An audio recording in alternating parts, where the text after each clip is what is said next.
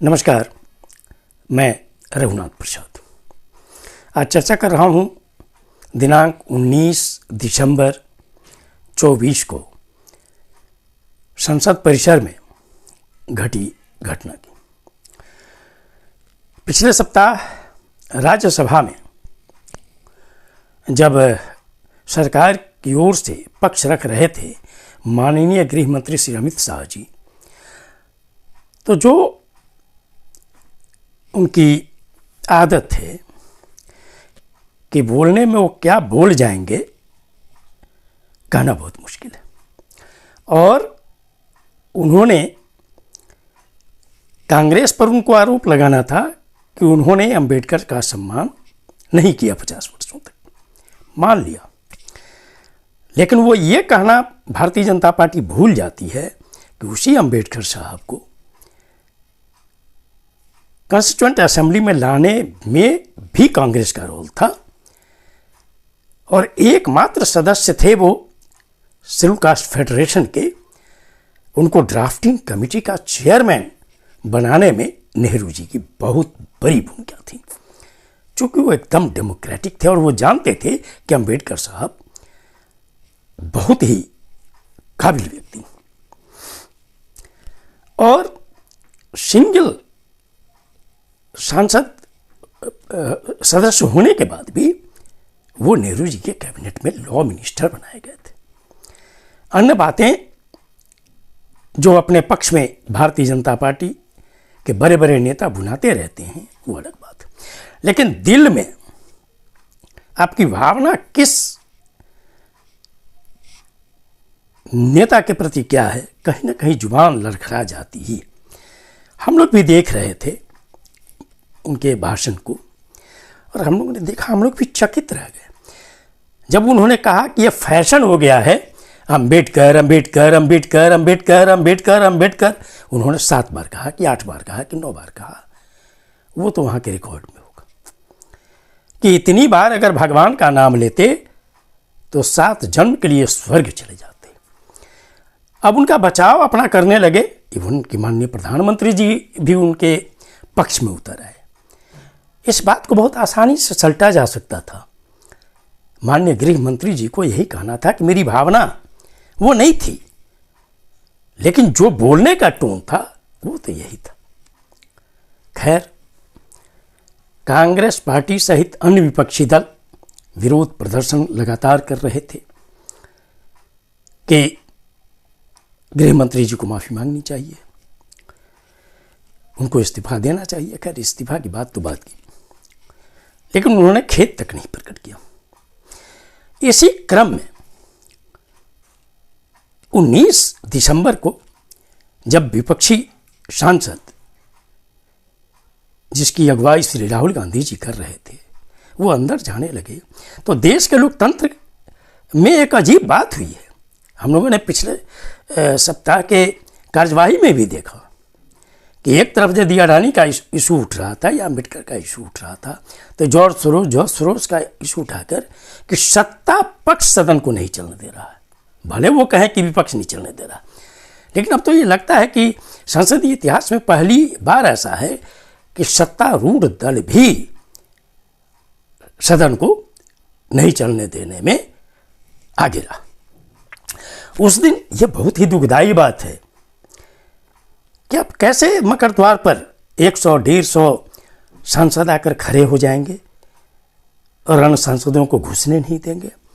उसी में घुसने के क्रम में जब राहुल गांधी जी और अन्य लोग जा रहे थे, इसी में अफरा तफरी मच गई और उसमें आया कि प्रताप सारंगी साहब जो एमपी हैं, बीजेपी के पहले मंत्री भी थे, वो घायल हो गए। आया कि माथे पर चोट लगी हुई है, बाद में दिखा भी गया। उसके बाद एक और सांसद हैं उत्तर प्रदेश के मुकेश राजपूत साहब,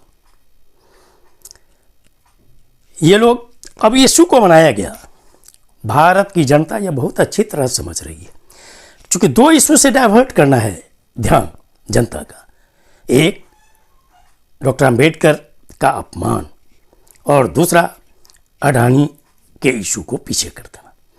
और इसीलिए और श्री राहुल गांधी जो सूल की तरह भारतीय जनता पार्टी को गढ़ते आ रहता है, क्योंकि राहुल गांधी जो बोलते हैं वो लगातार बोलते रहते हैं और वो दिल से बोल रहे हैं।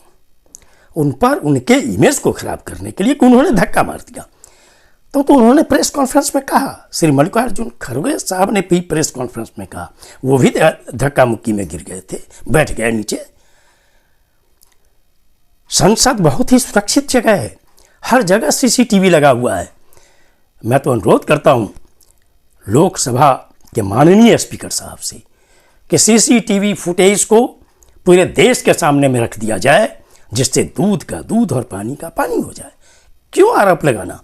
और नेता प्रतिपक्ष श्री राहुल गांधी पर एफआईआर करा दिया गया 2-3 व्यक्तियों के द्वारा, और कांग्रेस ने जो एफआईआर किया, पता नहीं वो एफआईआर हुआ या नहीं हुआ, लेकिन अगर नहीं होता है और श्री राहुल गांधी जी पर एफआईआर होता है तो पूरा देश में तो जो मैसेज जा रहा है वो तो जा ही रहा है, पूरी दुनिया में इसका बहुत ही गलत मैसेज जाने वाला है। और भारतीय जनता पार्टी को और केंद्र सरकार को संभलना चाहिए। और मैं तो अनुरोध करूंगा श्री नीतीश कुमार जी से, श्री चंद्रबाबू नायडू साहब से, श्री चिराग पासवान साहब से कि आप लोग बहुजन की राजनीति करते हैं, समाजवाद की राजनीति करते हैं, क्या सिर्फ उस गठबंधन में आप हैं इसीलिए हर सच्चाई पर पर्दा डालते चलेंगे? इससे आपके भी व्यक्तित्व पर पड़ रहा है, आपके सेकुलरिज्म पर खतरा आ रहा है, इसको देखना पड़ेगा। श्री राहुल गांधी को जो हम लोगों ने 24 वर्षों में देखा है एमपी के रूप में, श्री राहुल गांधी एकदम देश की जनता इस बात को जानती है। पक्ष विपक्ष हो सकता है, उनमें कमी हो सकती, लेकिन जिस व्यक्ति ने उत्तर से दक्षिण और पूर्व से पश्चिम भारत को का दौरा करके देखा है जमीन को, उस आदमी से कोई कल्पना भी नहीं कर सकता है कि श्री राहुल गांधी किसी को धक्का मार सकते हैं। यह नहीं हो सकता है। और हम लोग एक वीडियो देख रहे थे कि जब श्री राहुल गांधी जी श्री प्रताप सारंगी जी को देखने गए, क्या मजाक है भाई?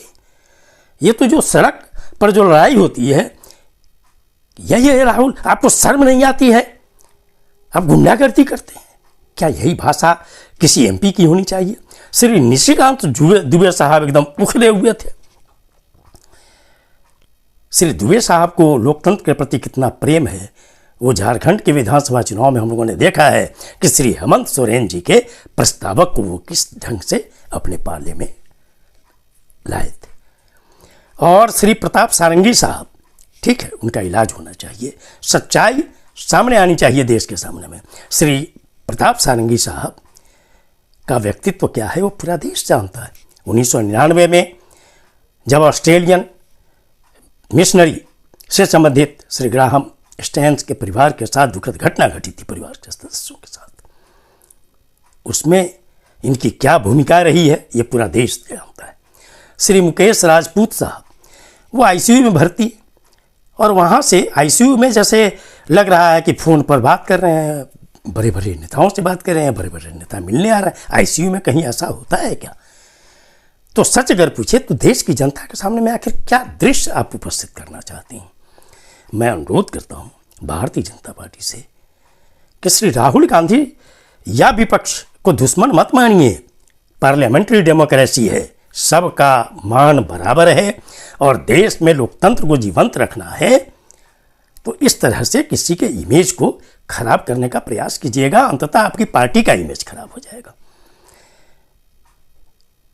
देश की जनता सब कुछ देख रही है। ये वीडियो आपको अच्छा लगा हो तो निश्चित तौर पर लाइक करें, शेयर करें। अब तक मेरे चैनल को आपने सब्सक्राइब नहीं किया, सब्सक्राइब करें, बेल आइकन को टच करें, ताकि मेरे हर आने वाले वीडियो का नोटिफिकेशन आपको तुरंत मिल जाए। आप सभी लोगों के लिए शुभकामनाएं। धन्यवाद। जय